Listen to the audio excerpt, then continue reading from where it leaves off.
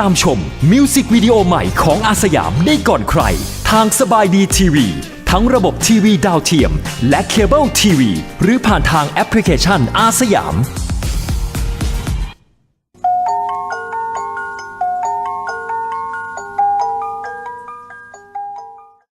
อยากชวนเธอมาชูวับปับปับชูวับปับปับมาจ้องตากันสักทีฮัตโซชวนเธอมาชูวับปับปับชูวับปับปับมาพูดคุยเพื่อตีสีถ้าไม่โสดโปรดอย่ายิ้มให้แบบนี้หัวอกหัวใจเราร้อนขึ้นทุกทีแบบเนี้ยจะพึ่งใคร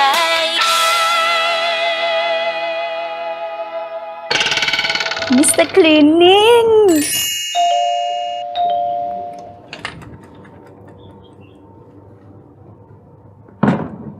สวัสดีครับผมมิสเตอร์คิดดิ้งบอยยินดีให้บริการครับ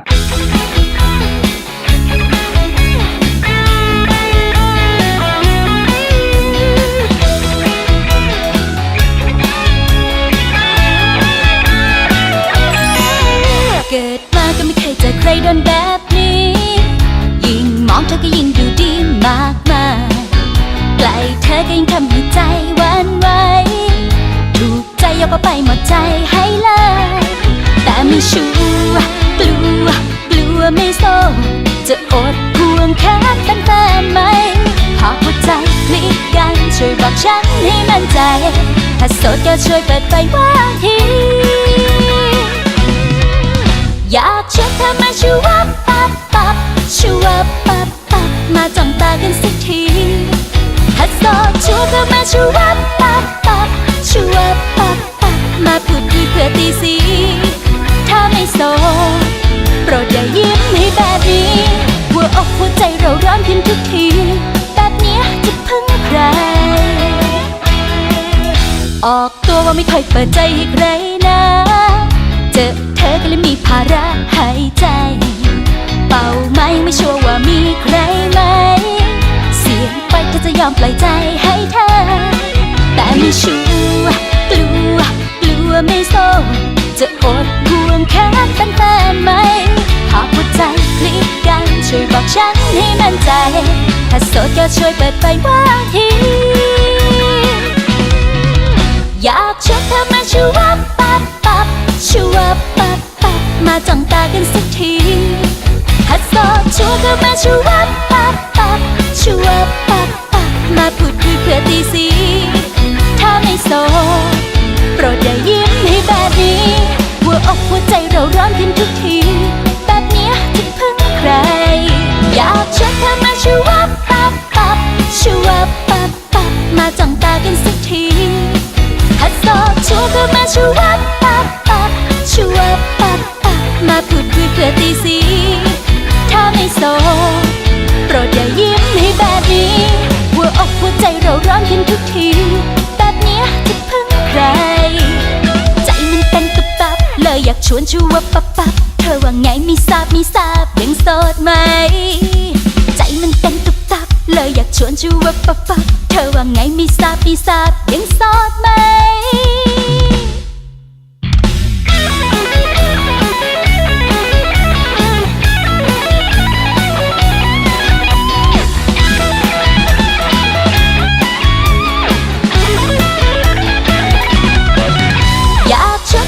ชูวับปับปับชูวับปับปับมาจ้องตากันสักที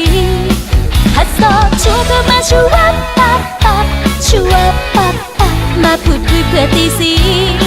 ถ้าไม่โสดโปรดอย่ายิ้มให้แบบนี้หัวอกหัวใจเราร้อนขึ้นทุกทีแบบเนี้ยจะพึ่งใคร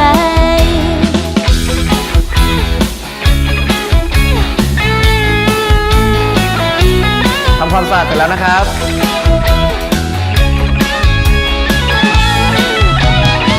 ค่าบริการเท่าไหร่คะ ไม่เป็นไรครับ อยากชวนเธอมาชูวับปับปับชูวับปับปับมาจ้องตากันสักทีฮัตโซชวนเธอมาชูวับปับปับชูวับปับปับมาพูดคุยเพื่อตีสีถ้าไม่โสดโปรดอย่ายิ้มให้แบบนี้หัวอกหัวใจเราร้อนขึ้นทุกที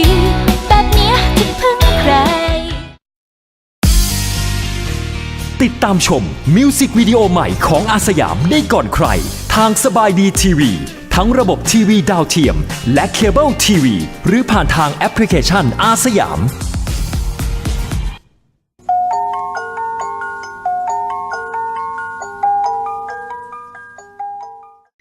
อยากชวนเธอมาชูวับปับปับชูวับปับปับมาจ้องตากันสักทีฮัสโซชวนเธอมาชูวับปับปับชูวับปับปับมาพูดคุยเพื่อตีสีถ้าไม่โสดโปรดอย่ายิ้มให้แบบนี้หัวอกหัวใจเราร้อนขึ้นทุกทีแบบเนี้ยจะพึ่งใคร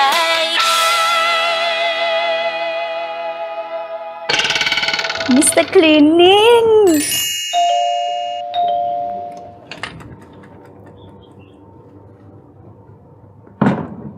สวัสดีครับ ผมมิสเตอร์คิดดิ้งบอยยินดีให้บริการครับ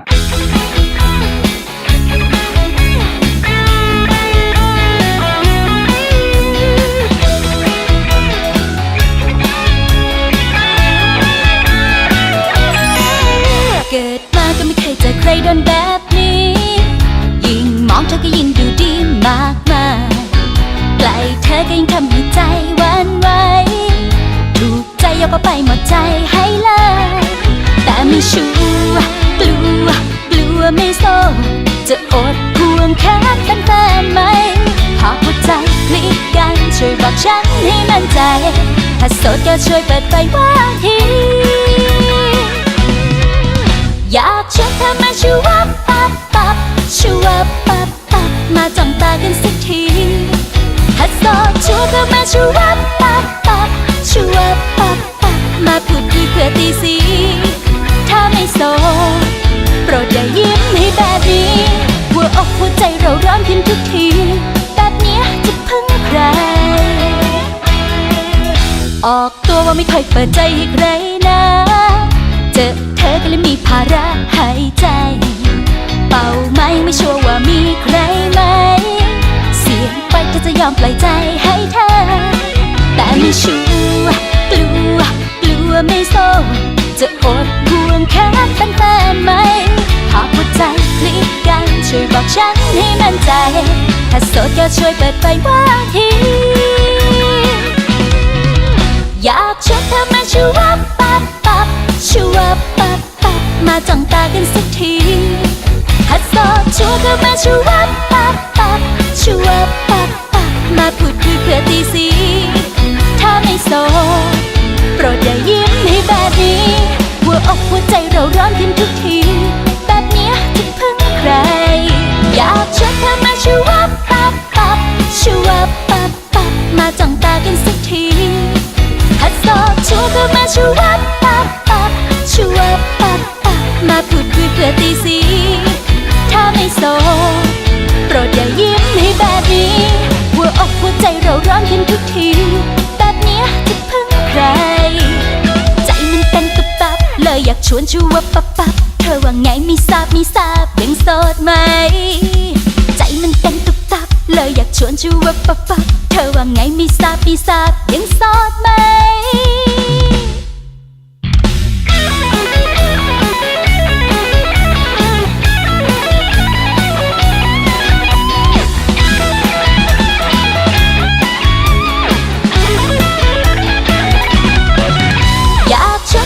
ชูวับปับปับชูวับปับปับมาจ้องตากันสักที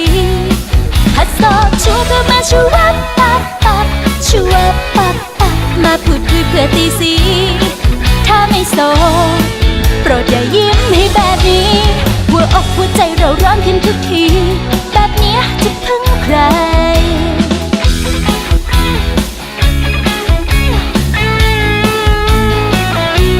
ทำความสะอาดเสร็จแล้วนะครับ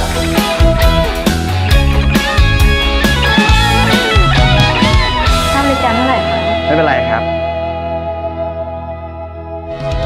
อยากชวนเธอมาชูวับปับปับชูวับปับปับมาจ้องตากันสักที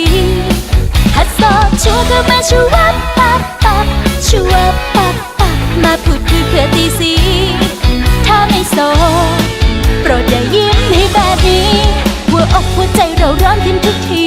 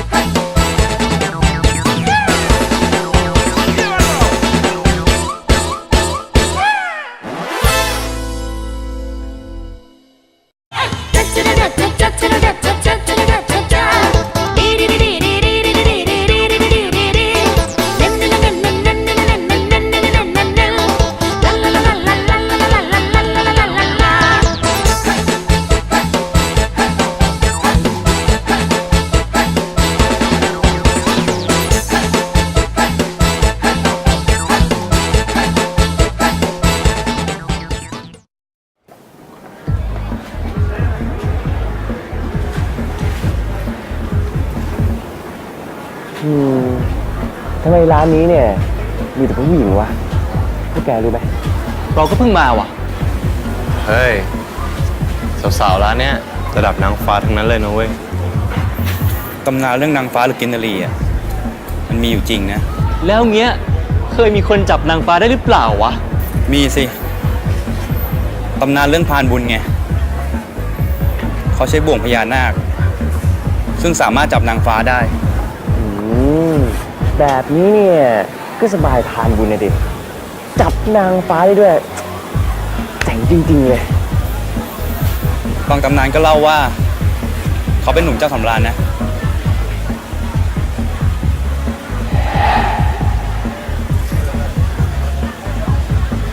เห็นป้ายอะไรปะวะ เขาเขียนว่าผู้ชายห้ามเข้านะเว้ยนี่พวกเองจะเข้าจริงๆเหรอวะ จะกลัวอะไรวะ ยิ่งห้ามก็ยิ่งอยากเข้าปะ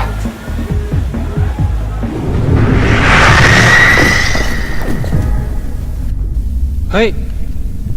ที่นี่มันที่ไหนวะ เฮ้ยเดี๋ยว น้ำเย็นจังเลยหนาวไหม ได้ยินเสียงผู้หญิงปะวะ หนาวนั่นสิ น้ำใสมากเลยอ่ะจะสั่งทางนี้สิ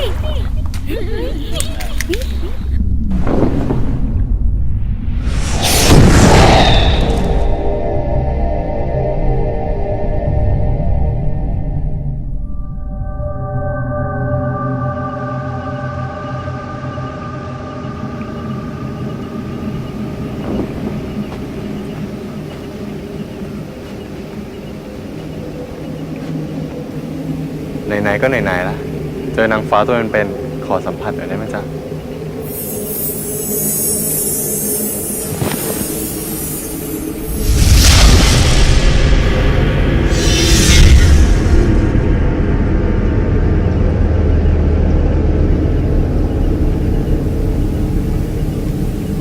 จะหลบอยู่ทำไมล่ะ ท่านพรานบุญ ในที่สุดก็โดดจนได้นะพวกสาวๆ พวกเราอยากช่วยกันจับนางฟ้าไหมล่ะ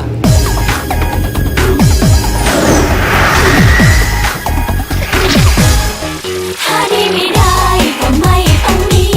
เป็นโสดอย่างนี้ก็คงไม่ขาดใจตายไอ้ที่หล่อๆก็ร้ายทุกรา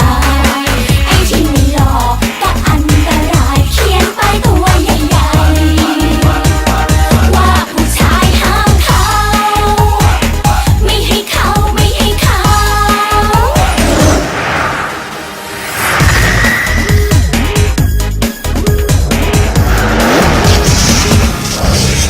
คบกันรักกันใหม่ๆโทรศัพท์เกือบไม่เหนียวตืดหมดโปรโมชั่นยิ่งนานยิ่งจืด4 เดือนสักตืดแค่มิสคอลยังไม่มีไกล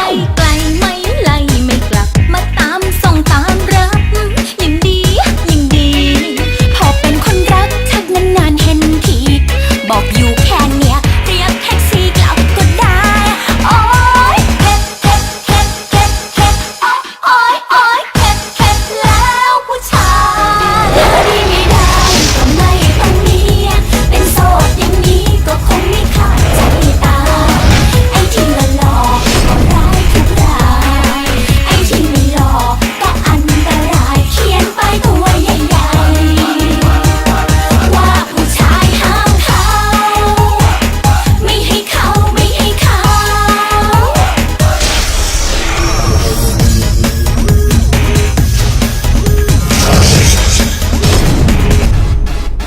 หน้าตายบอกแฟนไม่มีแฟนมาโวยถึงที่แทบช็อกไม่เคยตั้งใจกินน้ำตายซอกต้องโดนมัดน็อกแบบป้องกันตัวไม่ทันบล็อกเลยดีกว่า ไม่ต้องเจอปัญหาอย่างนี้อย่างนั้นถ้ามันจะเหงาก็ทนเอาแล้วกันนะโสดไปวันอย่างน้อยมันก็ปลอดภัยโอ๊ยเฮ็ดโอ๊ยเฮ็ดแล้วผู้ชายถ้าดีไม่ได้ก็ไม่ต้องมีเป็นโสดอย่างนี้ก็คงไม่ขาดใจตายไอ้ที่หล่อๆก็ร้ายทุกราย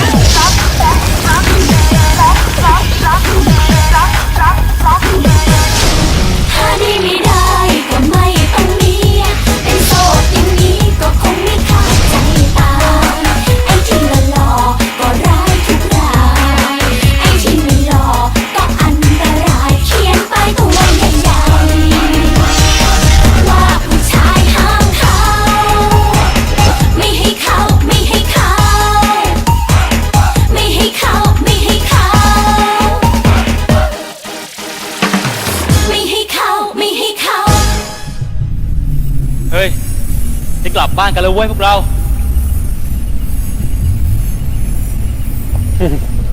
เป็นไงล่ะ เรานางฟ้า หมดฤทธิ์กันแล้วละเซ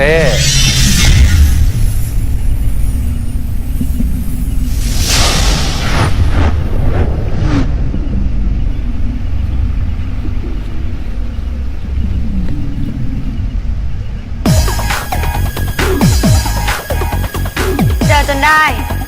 ตามหามานานละ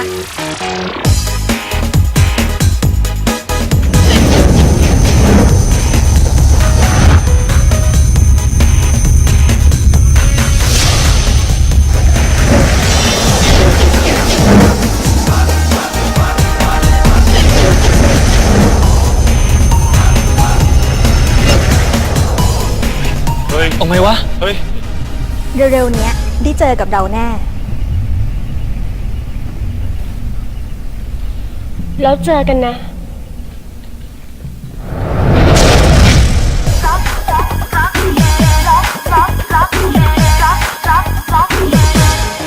หาได้ไม่ได้ไม่ต้องมีเป็นโสดอย่างนี้ก็คงไม่จะมีตามไอ้ที่หล่อๆก็ร้ายทุกรายไอ้ที่ไม่หล่อก็อันตรายเขียนป้ายตัวใหญ่ๆว่าผู้ชายห้ามเข้าไม่ให้เข้าไม่ให้เข้าไม่ให้เข้าไม่ให้เข้าไม่ให้เข้าไม่ให้เข้า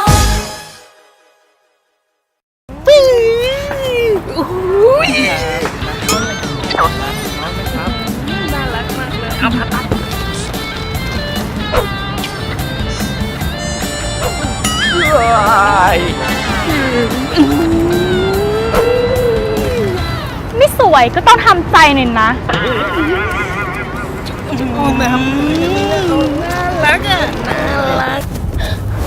เทวดาเจ้าขาได้ข่าวว่าท่านศักดิ์สิทธิ์ช่วยให้หนูสวยได้ไหมคะ ช่วยหนูเลยนะคะ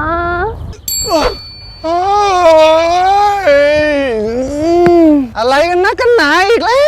ว หวยก็ขอทั้งวัน เอาอะไร ขอให้หนูสวยได้ไหมคะ ฮะ สวยอีกแล้วเฮ้ย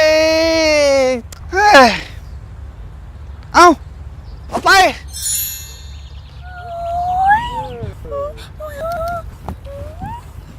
เฮ้ย อย่าลืมนะ ว่ามันได้ถึง5 โมงเท่านั้น อย่าลืมว่าผู้หญิงสวยอ่ะมันต้องมาจากข้างใน ค่ะ อืม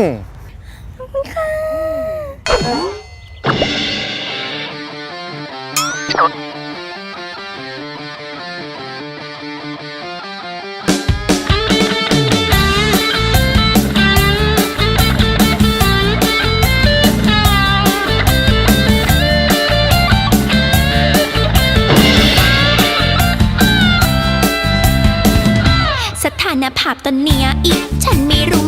ว่ามันซับมันสอนนิดก็ไม่คิดเจ้าชู้แค่มีคนพูดคุย แต่ก็ไม่ได้ควง ยังอยู่ในช่วงอ่ะดูคุณพี่คนเนี้ยก็น่ารักน่าเลิฟอ่ะเขามาเชิบอ่ะคุยกันก็ยาวคนนั้นก็น่าโดนคนนอนก็น่าตีพอรู้กี่ทีก็มากดว้าวแต่ละคนเฮ้ยน่าสนใจ พูดไปไม่รู้จะโดนมันใส่หรือเปล่าไม่ได้สวยไม่ได้เพราแต่ผู้ชายก็ทักมารุมถึงฉันจะสวยไม่สุดแต่บุรุษก็ไม่ขาดตลาดไม่ไหวสักคนหน้าก็ไม่อ่อนหน้ามาก็ไม่ได้หล่นทำไมกระไดไม่แห้งลอยถึงฉันจะสวยไม่สุดแต่บุรุษก็ต้องกราบอย่าหาว่าบาปทำมาจีบแล้วหนูเชยถึงหนูไม่สวยเข้าตาแต่เรื่องลีลาแซ่บเลยปากดีสุขสนเช่นเคยทุกคนก็เลยเสร็จวนไปค่ะ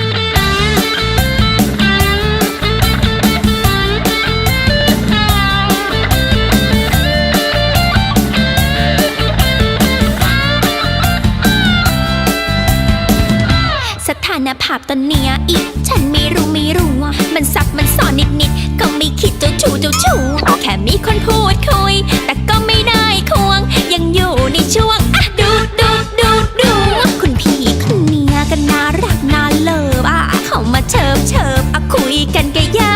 วคนนั้นก็น่าโดนคนนั้นก็น่าเตียพอรู้กี่ทีก็มากดว้าวแต่ละคนเลยน่าสนใจพูดไปไม่รู้จะโดนมันใส่หรือเปล่าไม่ได้สวยไม่ได้พราวแต่ผู้ชายก็ชอบมารุมมาถึงฉันจะสวยไม่สุดแต่บุรุษก็ไม่ขาดตลาดไม่ไหวสักคนหน้าก็ไม่อ่อนหน้ามาก็ไม่ได้หล่นทำไมกระไดไม่แห้งเลยถึงฉันจะสวยไม่สุดแต่บุรุษก็ต้องกราบอย่าหาว่าบาปทำมาจีบแล้วหนูเฉยถึงหนูไม่สวยเข้าตาแต่เรื่องลีลาแซ่บเลยปากดีสุขสนเช่นเคยทุกคนก็เลยเสร็จวนไปค่ะ อย่าลืมนะว่ามันได้ถึง5 โมงเท่านั้น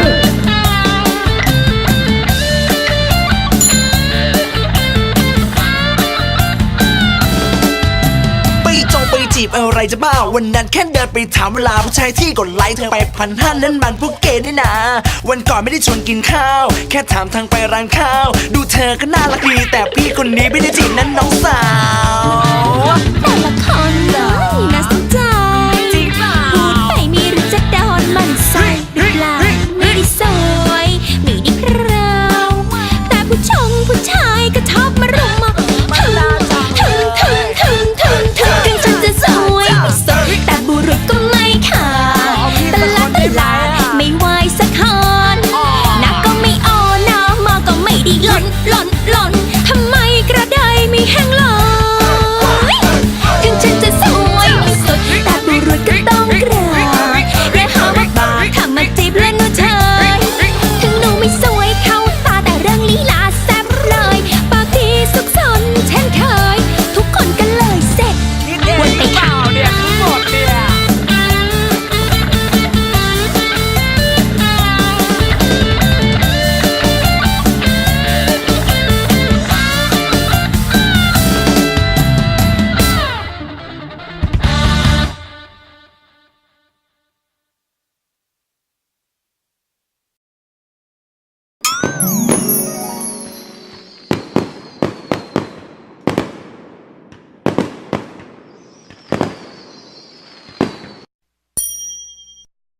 ฉันจะสวยไม่สุดแต่บุรุษก็ไม่ขาดตล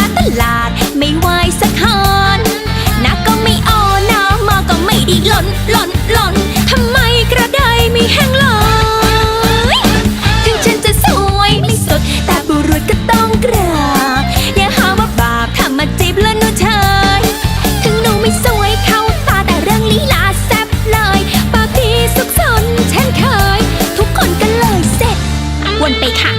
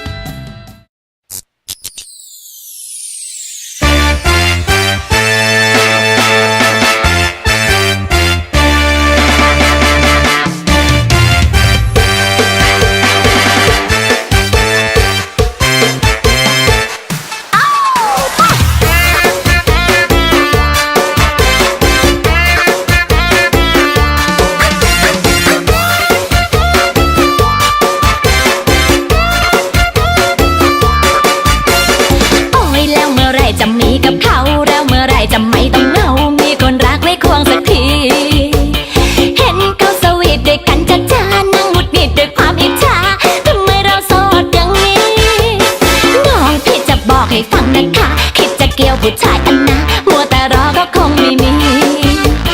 ยุคนี้แกแจมกับวินนะจ๊ะพวกจืดๆอย่างกับคุณน้ามาข้าไปกินทุกทีอ่อนแอกับแพ้ไปมันต้องเชิดมันต้องใช้ให้ผู้ชายน้ำลายกระทอกเข้ามาเลิฟเข้ามาไล่จะเต็มให้ครบครันบนต้องเฮียต้มต้องหันมีนานความโสดก็หายสวยวนไปขาย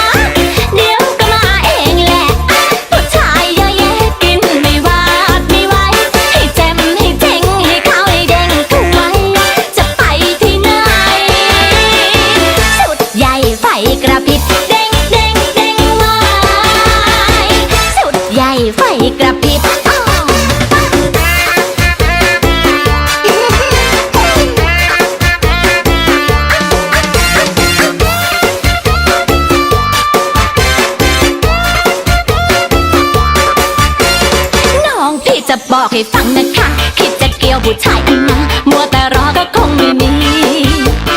ยุคนี้เกย์แจมก็วินนะจ๊ะพวกจืดๆอย่างกับคุณนะมาข้าไปกินทุกทีอ่อนแอกับแพ้ไปมันต้องเชิดมันต้องชายให้ผู้ชายน้ำลายกระทอกเข้ามาเลิกเข้ามาไล่จะเต็มให้ครบครันบุญตรงเนี้ยตรงนั้นมีนานความโสดก็หายสวยวนไปค่ะเดี๋ยวก็มาเองแหละผู้ชายเยอะแยะกินไม่วาดไม่ไหวให้แจ่มให้จริงให้ขาวให้แดงเข้าไว้จะไปที่ไหนสุดใหญ่ไฟกระพริบรัดวายสุดใหญ่ไฟกระพริบหนักใจแทนผู้ประคองป่านนี้แล้วน้องยังโสดจ้ะอยากมีผู้ฟิชเชอริงแต่ว่าน้องแบบนี้เกินไปอะค่ะเสื้อผ้าหน้าผมต้องบิ้วขาวเด้งยันผิวยิ่งวอกอะความโสดรอการระบายความสวยอยู่ไหนเอามาใช้ซะนะคะเดี๋ยวพี่เรียนมา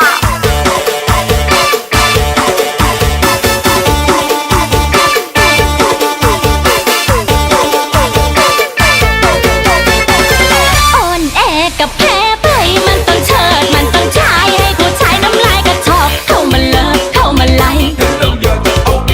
จะเต็มให้ครบครันบึ้มตรงเนี้ยตรงนั้นมีนานของโสดก็หายสวยวนไปค่ะเดี๋ยวก็มาเองแหละผู้ชายเยอะแยะกินไม่วาดไม่ไหวให้แจ่มให้เจ๋งให้ขาวให้แดงเข้าไว้จะไปที่ไหนสุดใหญ่ไฟกระพริบสวยวนไปค่ะเดี๋ยวก็มาเองแหละผู้ชายเยอะแยะกินไม่วาดไม่ไหวให้แจ่มให้เจ๋งให้ขาวให้แดงเข้าไว้จะไปที่ไหนสุดใหญ่ไฟกระพริบเด้งวายเด้งวายให้ผู้ชายกดลิฟต์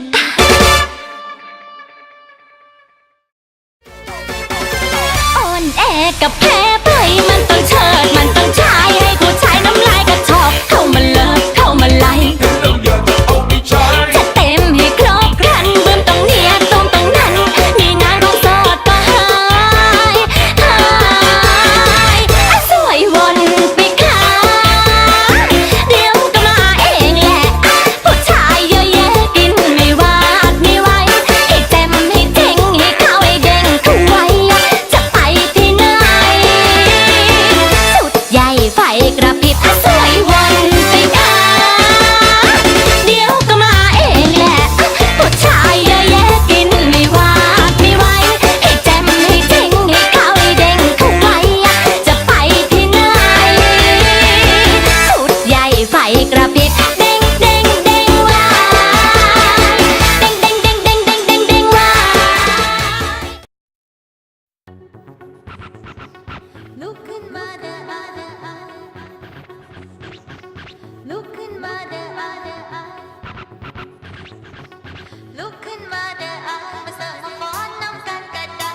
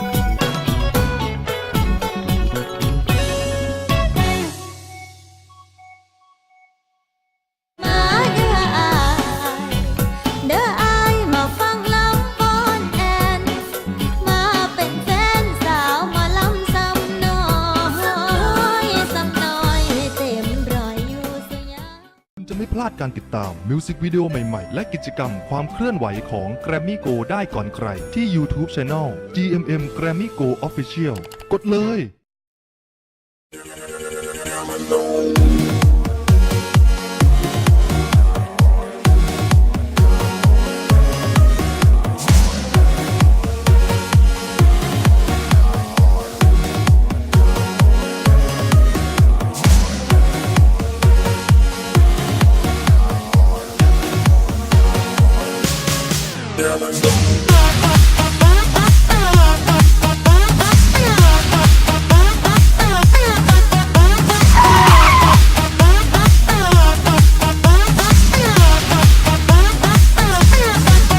แต่ก็พยายามจะมองตา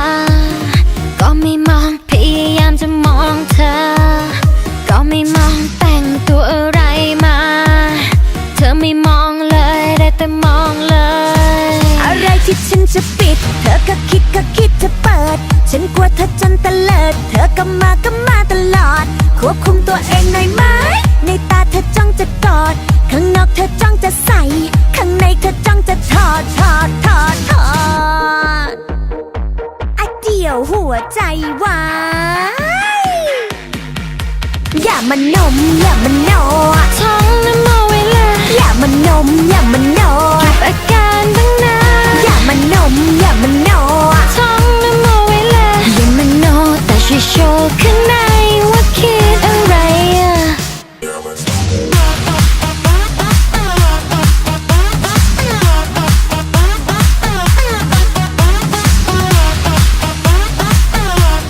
ิดอะไร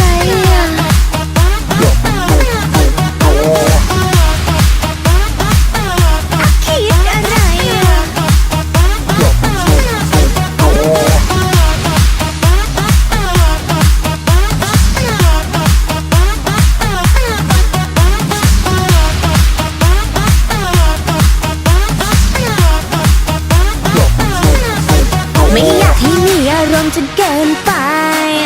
ใจเย็นๆมีเวลามาดูใจ ใจเย็นๆอะเธอทำรุนแรงไป ทำกันเกินไป อะไรที่ฉันจะปิด เธอก็คิดจะเปิด ฉันกลัวเธอจนตะเลิด เธอก็มาตลอด ควบคุมตัวเองหน่อยไหม ในตาเธอจ้องจะกอด ข้างนอกเธอจ้องจะใส่ ข้างในเธอจ้องจะถอดเดี่ยวหัวใจวายอย่ามาโนท้องน้ำโมไว้เลยอย่ามาโนเก็บอาการมั่งนะอย่ามาโนท้องน้ำโมไว้เลยอย่ามาโนแต่ช่วยโชว์ข้างในว่าคิดอะไร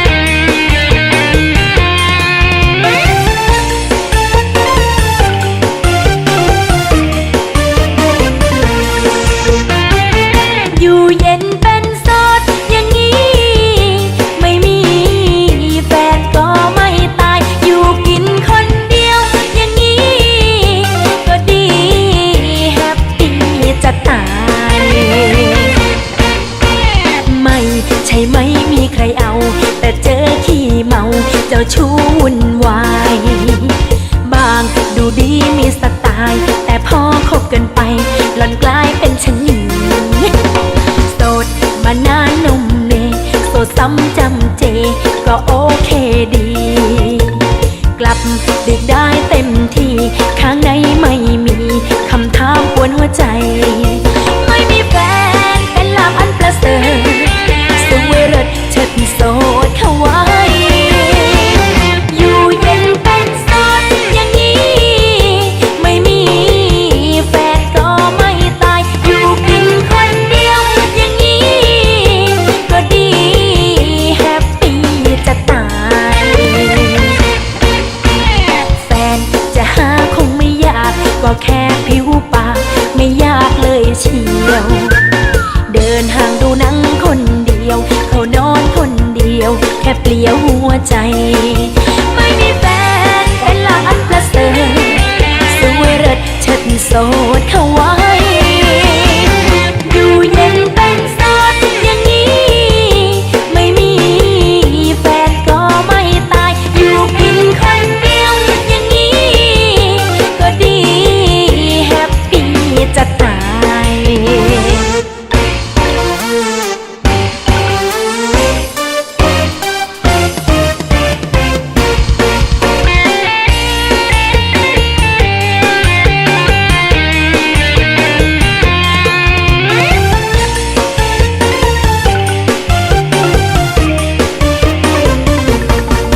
ไม่มีแฟนเป็นลาภอันประเสริฐสวยเลิศเชิดโสดเข้าไว้อยู่เย็นเป็นโสดอย่างนี้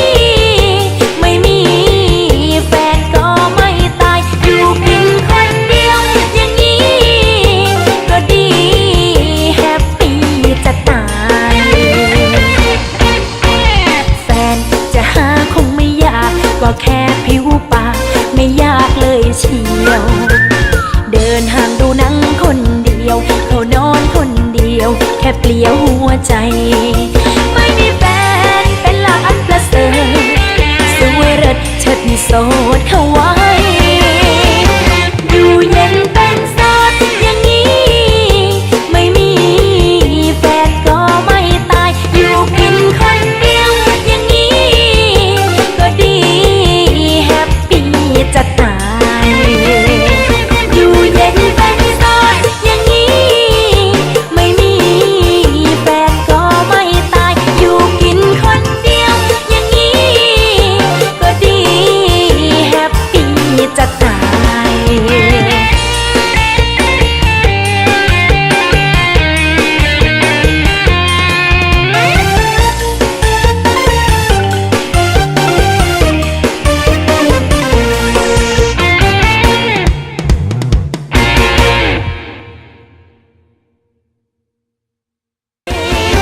อยู่เย็นเป็นโสดอย่างนี้ไม่มีแฟนก็ไม่ตายอยู่เพียงคนเดียวอย่างนี้ก็ดีแฮปปี้จะตายแฟนจะหาคงไม่ยากก็แค่ผิวปากไม่ยากเลยเชียวเดินห่างดูหนังคนเดียวเขานอนคนเดียวแค่เปลี่ยวหัวใจ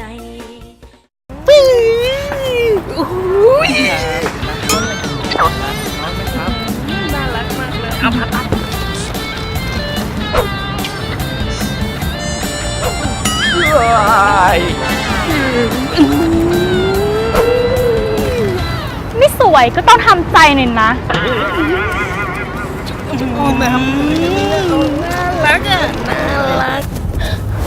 เทวดาเจ้าขาได้ข่าวว่าท่านศักดิ์สิทธิ์ช่วยให้หนูสวยได้ไหมคะช่วยหนูเลยนะคะ โอ้ยอะไรกันนักกันหนาอีกแล้วหวยก็ขอทั้งวัน เอาอะไร ขอให้หนูสวยได้ไหมคะ ฮะ สวยอีกแล้วเฮ้ย เฮ้ย เอาไป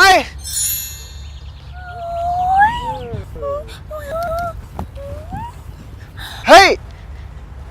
อย่าลืมนะ ว่ามันได้ถึง5 โมงเท่านั้น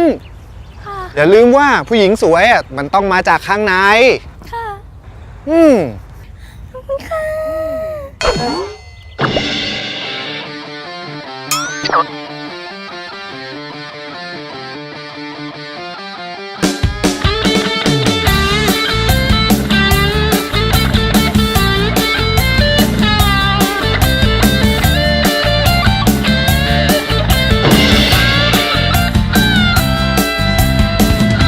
สถานภาพตอนเนี้ยอีกฉันไม่รู้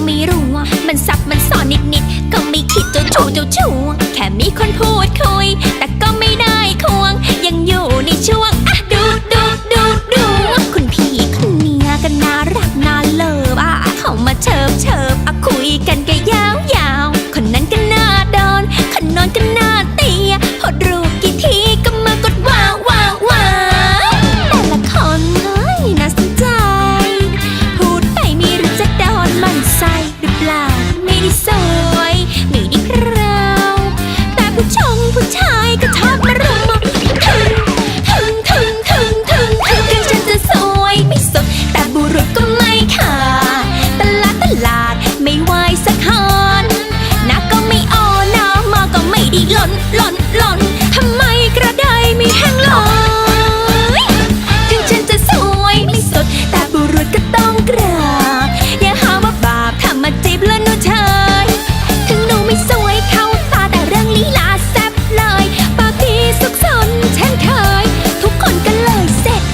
วนไปค่ะ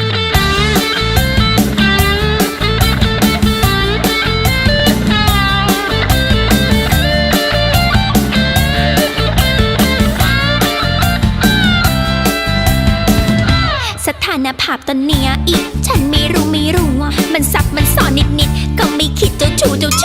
แค่มีคนพูดคุยแต่ก็ไม่ได้ควงยังอยู่ในช่วงอ่ะดูคุณพี่คนเนี้ยก็น่ารักน่าเลิฟเขามาเชิบอ่ะคุยกันก็ยาวคนนั้นก็น่าโดนคนนอนก็น่าเตียพอรู้กี่ทีก็มากดว้าวแต่ละคนเฮ้ยน่าสนใจ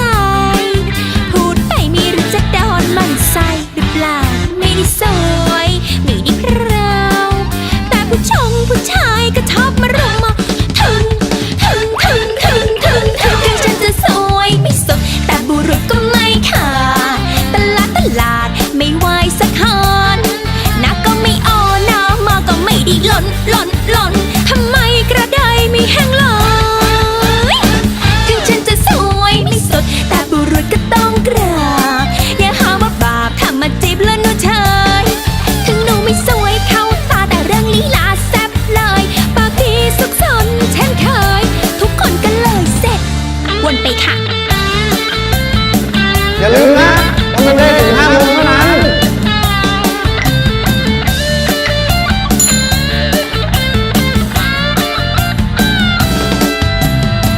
ไปจีบอะไรจะบ้าวันนั้นแค่เดินไปถามเวลาผู้ชายที่กดไลค์เธอไป1,500นั้นมันพวกเกย์นี่นา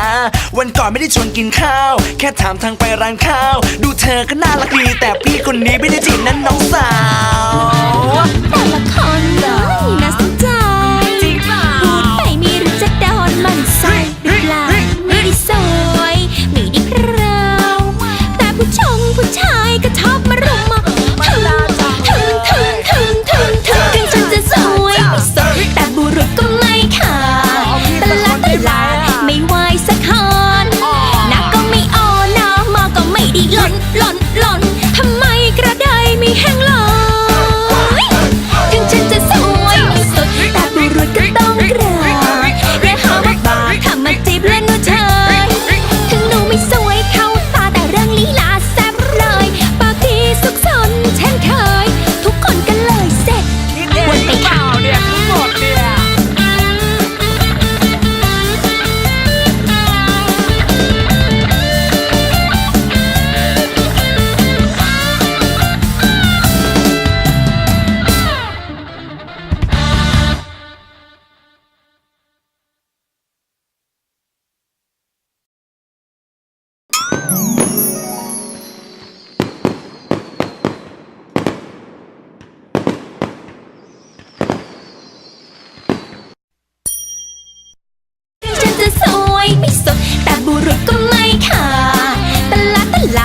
ไม่ไหวสักคนหน้าก็ไม่อ่อนหน้ามอก็ไม่ดีหล่นทำไมกระไดไม่แห้งเลยถึงฉันจะสวยไม่สดแต่บุรุษก็ต้องกราบอย่าหาว่าบาปทำมาจีบแล้วหนูเชยถึงหนูไม่สวยเข้าตาแต่เรื่องลีลาแซ่บเลยปากดีสุขสนเช่นเคยทุกคนก็เลยเสร็จวนไปค่ะ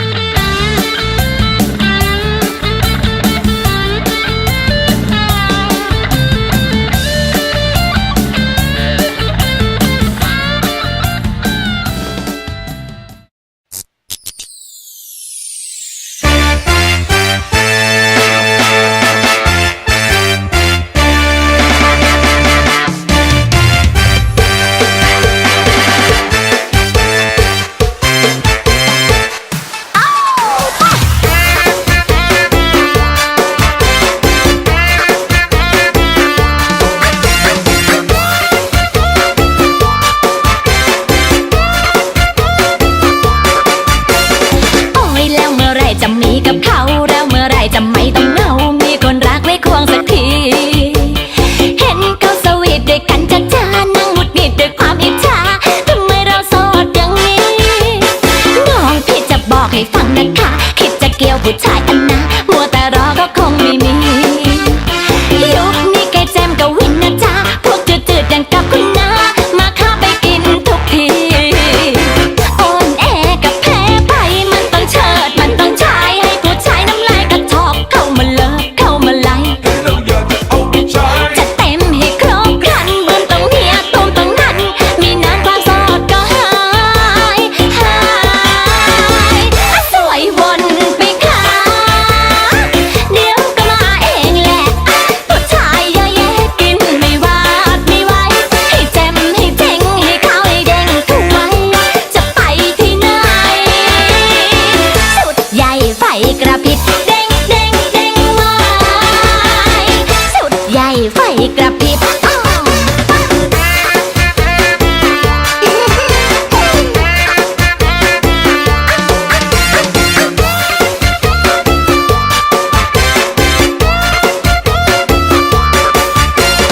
น้องพี่จะบอกให้ฟังนะคะคิดจะเกี่ยวผู้ชายอันนะมัวแต่รอก็คงไม่มียุคนี้แกแจมกับวินนะจ๊ะพวกจืดๆอย่างกับคุณน้ามาข้าไปกินทุกทีอ่อนแอกับแพ้ไปมันต้องเชิดมันต้องใช้ให้ผู้ชายน้ำลายกระทอกเข้ามาเลิฟเข้ามาไล่จะเต็มให้ครบครันบืนตรงเนี้ยตูมตรงนั้นมีนานความโสดก็หายสวยวนไปค่ะเดี๋ยวก็มาเองแหละผู้ชายเยอะแยะกินไม่หวาดไม่ไหวให้แจมให้เจ๋งให้ขาวให้เด้งทุกไว้จะไปที่ไหนสุดใหญ่ไฟกระพริบรัดไว้สุดใหญ่ไฟกระพริบหนักใจแทนผู้ประคองป่านนี้แล้วน้องยังโสดจ้ะอยากมีผู้ฟิชเชอริ่งแต่ว่าน้องแบบนี้เกินไปอะค่ะเสื้อผ้าหน้าผมต้องผิวขาวเด้งยันผิวยิ่งวอกอะความโสดรอการระบายความสวยอยู่ไหนเอามาใช้ซะนะคะเดี๋ยวพี่เรียนมา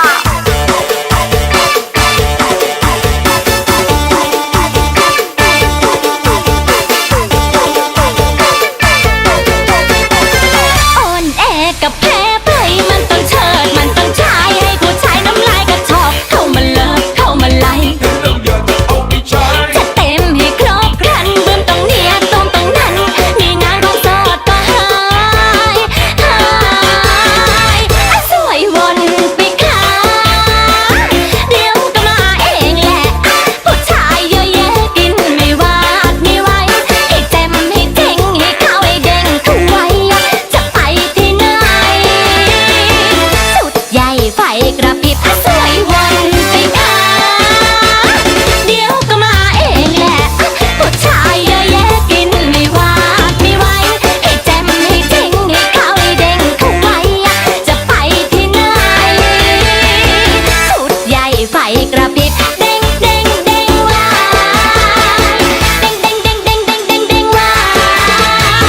ให้ผู้ชายกดลิฟต์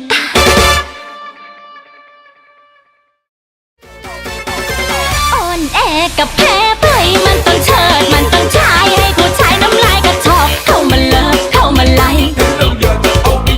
จะเต็มให้ครบครันเบิ่มตรงเนี้ยตรงนั้นมีงานของสอดก็หาย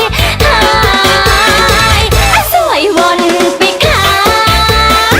เดี๋ยวก็มาเองแหละผู้ชายเยอะแยะกินไม่หวาดไม่ไหวให้เต็มให้เจ๋งให้เข้าให้เด้งเข้าไว้จะไปที่ไหนสุดใหญ่ไฟกระพริบสวยวนไปค่ะเดี๋ยวก็มาเองแหละ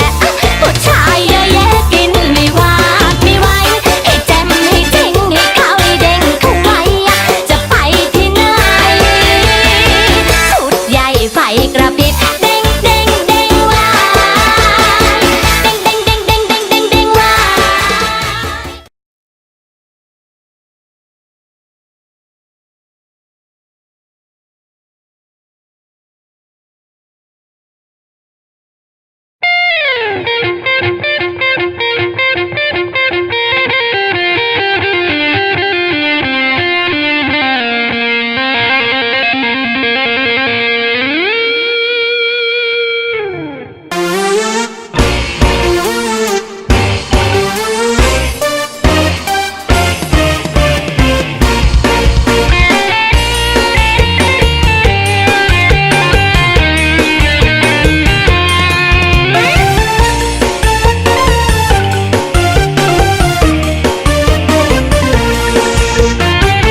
อยู่เย็นเป็นโสดอย่างนี้ ไม่มีแฟนก็ไม่ตาย อยู่กินคนเดียวอย่างนี้ ก็ดีแฮปปี้จะตาย ไม่ใช่ไม่มีใครเอา แต่เจอขี้เมาเจ้าชู้วุ่นวายบางดูดีมีสไตล์ แต่พอคบกันไปหล่อนกลายเป็นชะนีโสดมานานนมเนโสดซ้ำจำเจก็โอเคดี กลับดึกได้เต็มที่ข้างในไม่มีคำถามปวนหัวใจ ไม่มีแฟนเป็นลาภอันประเสริฐสวยเลิศเชิดโสดเข้าไว้ อยู่เย็นเป็นโสดอย่างนี้ ไม่มีแฟนก็ไม่ตาย อยู่กินคนเดียวอย่างนี้ ก็ดีแฮปปี้จะตาย แฟนจะหาคงไม่ยากก็แค่ผิวปากไม่ยากเลยเชียว เดินห่างดูหนังคนเดียวเขานอนคนเดียวแค่เปลี่ยวหัวใจ ไม่มีแฟนเป็นลาภอันประเสริฐสวยเลิศเชิดโสดเข้าไว้ อยู่เย็นเป็นโสดอย่างนี้ ไม่มีแฟนก็ไม่ตาย อยู่กินคนเดียวอย่างนี้ ก็ดีแฮปปี้จะตาย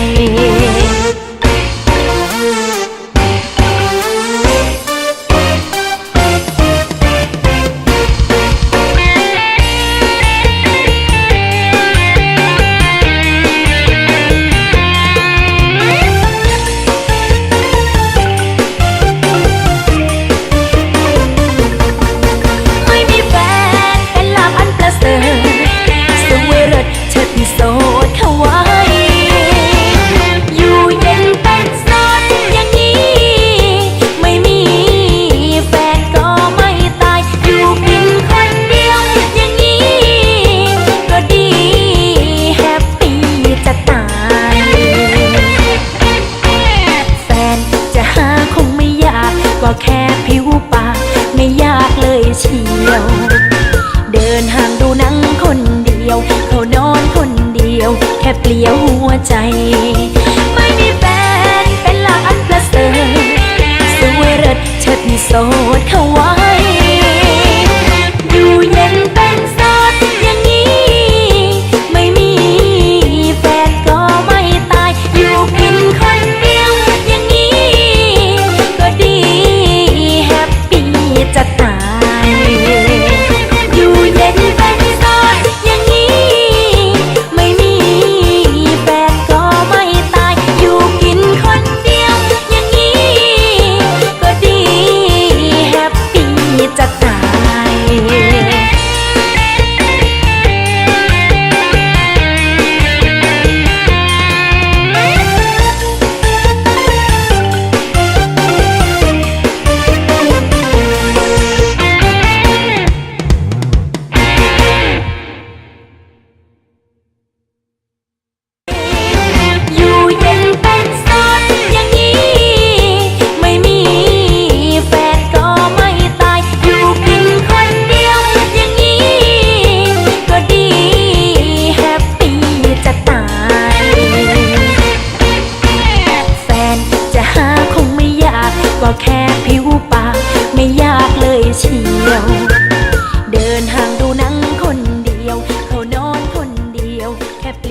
วใจ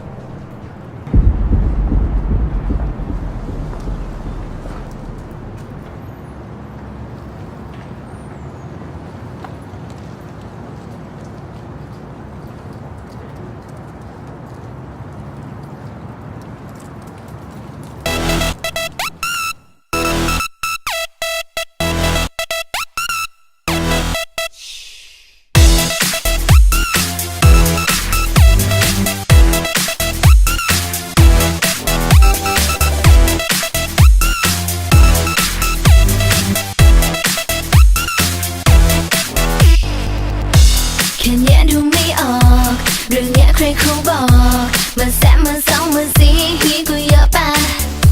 หลักฐานก็มาตัวดูสิใจเต้นรัวก็เป็นกับเธอเท่านั้นยี่แปลว่าไงคนอะไรไม่เข้าใจไม่เข้าใจจริงๆแบบว่าใครมี something ช่วยเก็บหน่อยคำเฉลยมีในใจแค่ไม่ชอบสปอยรอให้เธอเติมคำในใจฉันแค่อยากจะเว้นไว้ให้คิดเว้นไว้สักนิดใจฉันจุดเธอน่ะจุดแค่อยากจะเว้นไว้ให้คิดเว้นไว้ให้ที่หนึ่งได้ไหมใครน่ะจุดแค่เธอ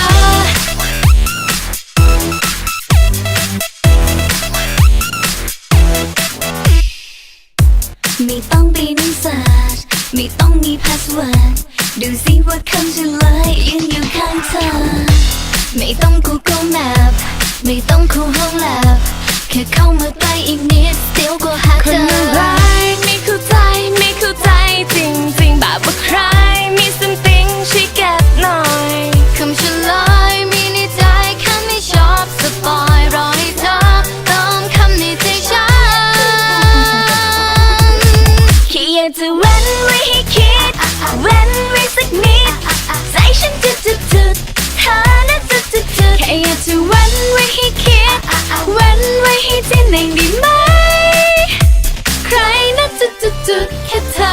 คำเดียวง่ายๆไม่ได้เซอร์เรียลเดาได้ปะ What's on my mind only you ตั้งแต่มีเธอไม่ต้องมีใครแค่คำเดียวไม่อยากรอให้เธอเติมชิวกดข้อสอบรอให้เธอตอบที่ช่วยคิดออกบลาเป็นคนยิ่งใหญ่ไม่เข้าใจซะเลยท่าทีก็ปลายแล้วคำตอบคำเดียวในใจเรื่องอะไรต้องบอกช่วยคิดเองแค่อยากจะเว้นไว้ให้คิดเว้นไว้สักนิดใจฉันจุดเธอน่ะจุดแค่อยากจะเว้นไว้ให้คิดเว้นไว้ให้ที่หนึ่งได้ไหมใครน่ะจุดแค่อยากจะเว้นไว้ให้คิดเว้นไว้สักนิดใจฉันจุดเธอน่ะจุดแค่อยากจะเว้นไว้ให้คิดเว้นไว้ให้ที่หนึ่งได้ไหมใครน่ะจุดแค่เธอ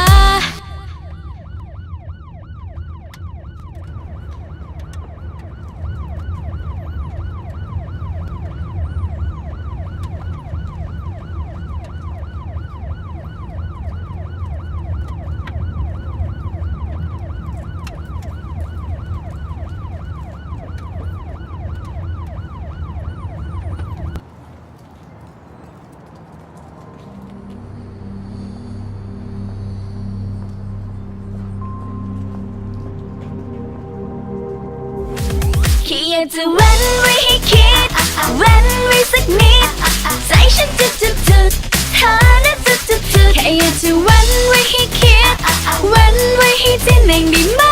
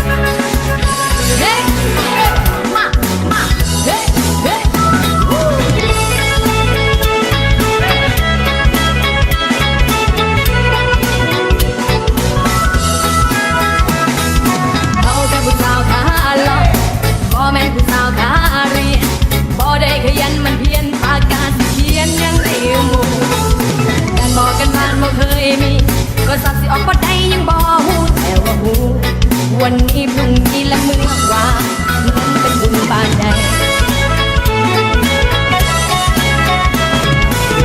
เพียงที่สอบแนมซ้อมเบิ่งอายุไกลไกลหัวใจน้องนี้ก็มีแทนตัวอายมีเขาน้องกะสิบอกขอแข่งบาดสิไปแย่งแต่ว่าน้องขอสแตนบายซ้อมเบิ่งอยู่เด้อถ้าหากว่าเธอนั้นเลิกกันกับเขาเรื่องของสองเขาเป็นไปได้บอกพอได้โทรมาเพื่อกดดันแต่ว่าฉันนั้นแค่รอเฝ้าเลิกกันแน่พอผู้สาวขาเลิกอยากเป็นผู้สาวมา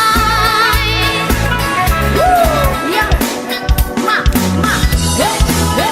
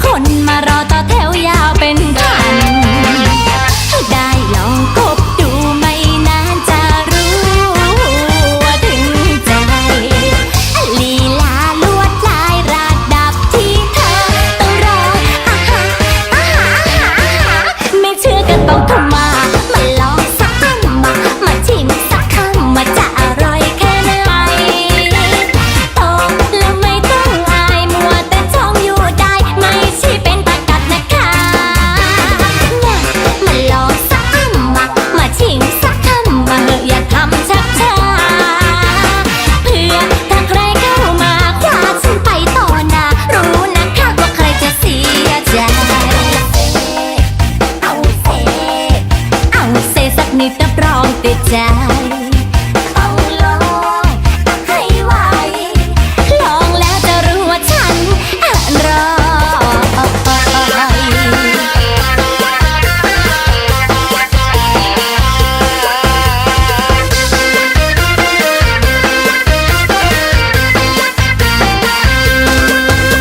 สวยนะไม่ค่อยมากแต่ขายยากๆนะเด้อมีแต่คนถูกใจกันเป็นล้านเลิฟก็ต้องมาจีบอยากได้ก็ต้องรีบๆคนมารอต่อแถวยาวเป็นพันถ้าได้ลองคบดูไม่นานจะรู้ว่าถึงใจลีลาลวดลายระดับที่เธอต้องรอไม่เชื่อก็ต้องเข้ามาลองสักคำมาชิมสักคำว่าจะอร่อยแค่ไหนโตแล้วไม่ต้องอายมัวแต่จ้องอยู่ได้ไม่ใช่เป็นประกัดนะคะมาลองสักคำมาชิมสักคำมาอย่าทำชักช้าเพื่อถ้าใครเข้ามาคว้าฉันไปต่อหน้ารู้นะคะว่าใครจะเสียใจเอาเซสักนิดรับรองติดใจต้องลองให้ไวจีบเลยจะรออะไรเอาเซเอาเซสักนิดรับรองติดใจเอาเซลองแล้วจะรู้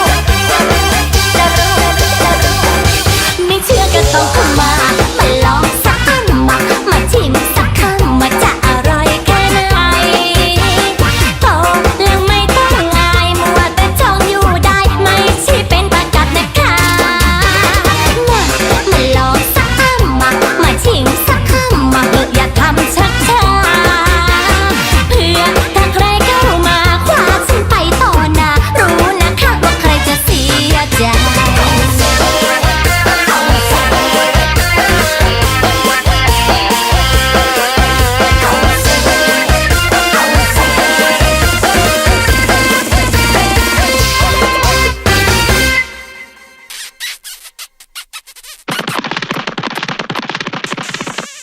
จีบเลยจะรออะไรเอาเซเอาเซสักนิดรับรองติดใจ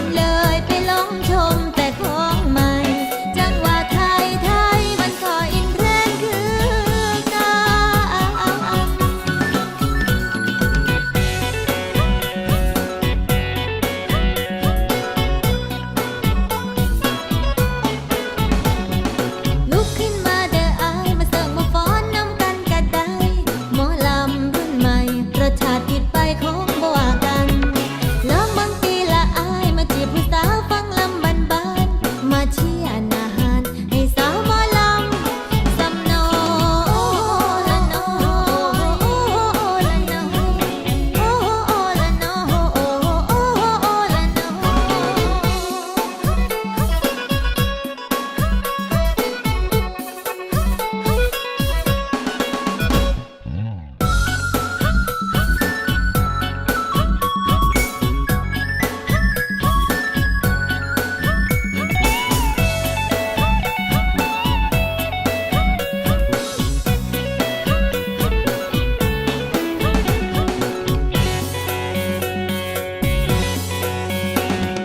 น้องเป็นสาวบ้านนอกฟังหมอลำมาตั้งแต่น้อย อยากขอเดินตามรอยปู่ย่าตายายอยากขอเดินตามรอยปู่ย่าตายายมาเด้ออายมาฟังลำฟ้อนแอนมาเป็นแฟนสาวหมอลำสำน้อยสำน้อยให้เต็มรอยอยู่สยามวัฒนธรรมบ่มีคำว่าเชิญอย่าลืมเลยไปลองชมแต่ของใหม่ จังหวะไทยมันขออินเทรนด์คือกัน เกาหลีเพิ่งก็ชอบฮิปฮอปเพิ่งก็เท่เพลงนั่นก็แม่นเด้เฮ้เฮ้วันนี้มาพ่อเจ้าสามหมอลำซ้ำนั่นก็ยกโป้แถมต่อยมัดเด้เกาหลีไอ้ก็ชอบฮิปฮอปเพิ่งก็เท่เพลงนั่นก็แม่นเด้เฮ้เฮ้วันนี้มาพ่อเจ้าสามหมอลำซ้ำนั่นก็โตบ่ต้องบ่ใช่ต่อยมัดเด้มัดเด้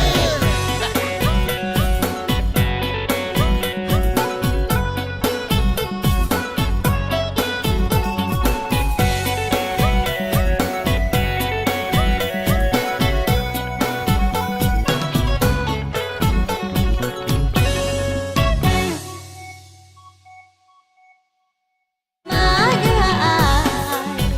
เด้ออายมาฟังลำฟ้อนแอนมาเป็นแฟนสาวหมอลำสำน้อยให้เต็มรอยอยู่สยาม คุณจะไม่พลาดการติดตามมิวสิกวิดีโอใหม่ๆ และกิจกรรมความเคลื่อนไหวของ Grammy Go ได้ก่อนใครที่ YouTube Channel GMM Grammy Go Official กดเลย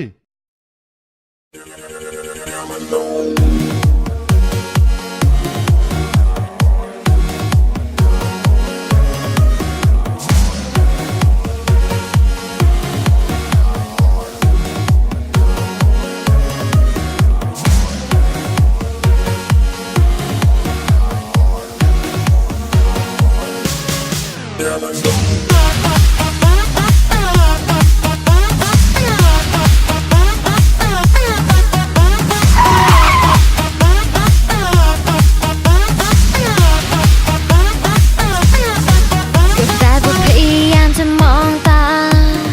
ก็ไม่มองพยายามจะมองเธอ ก็ไม่มองแต่งตัวอะไรมา เธอไม่มองเลยได้แต่มองเลย อะไรที่ฉันจะปิด เธอก็คิดจะเปิด ฉันกลัวเธอจนตะเลิด เธอก็มาตลอด ควบคุมตัวเองหน่อยไหม ในตาเธอจ้องจะกอด ข้างนอกเธอจ้องจะใส่ ข้างในเธอจ้องจะถอดอะเดี่ยวหัวใจวายอย่ามันนมอย่ามันโนท้องน้ำโมไว้เลยอย่ามันนมอย่ามันโนเก็บอาการตั้งนานอย่ามันนมอย่ามันโนท้องน้ำโมไว้เลยอย่ามันโนแต่ช่วยโชว์ข้างในว่าคิดอะไรอะ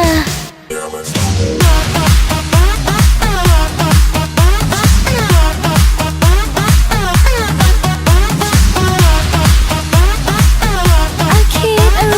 อะ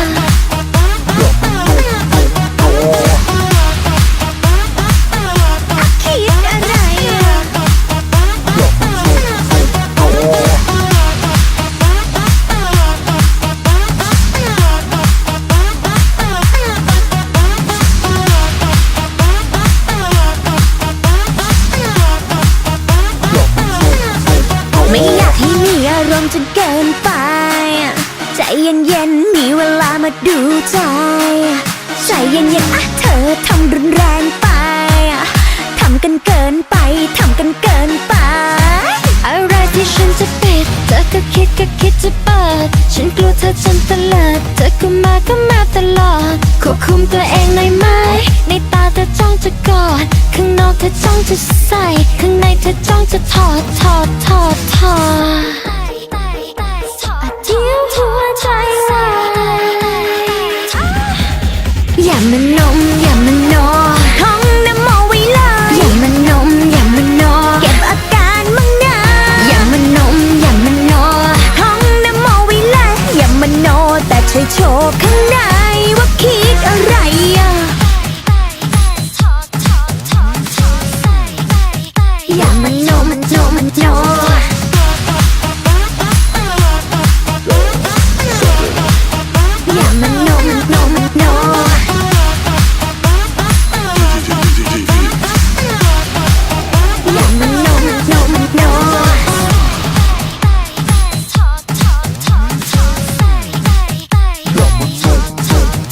ย่ามานมอย่ามานอ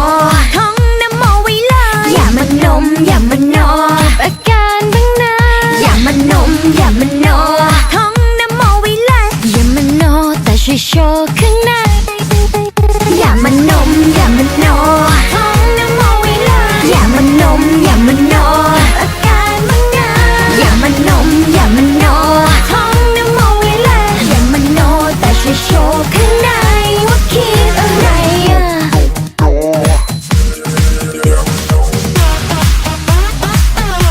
คิดอะไรอะ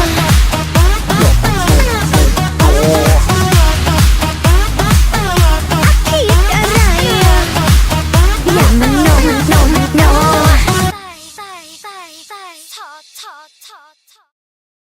อย่ามานมอย่ามานอท่องนโมไว้เลยอย่ามานมอย่ามานอ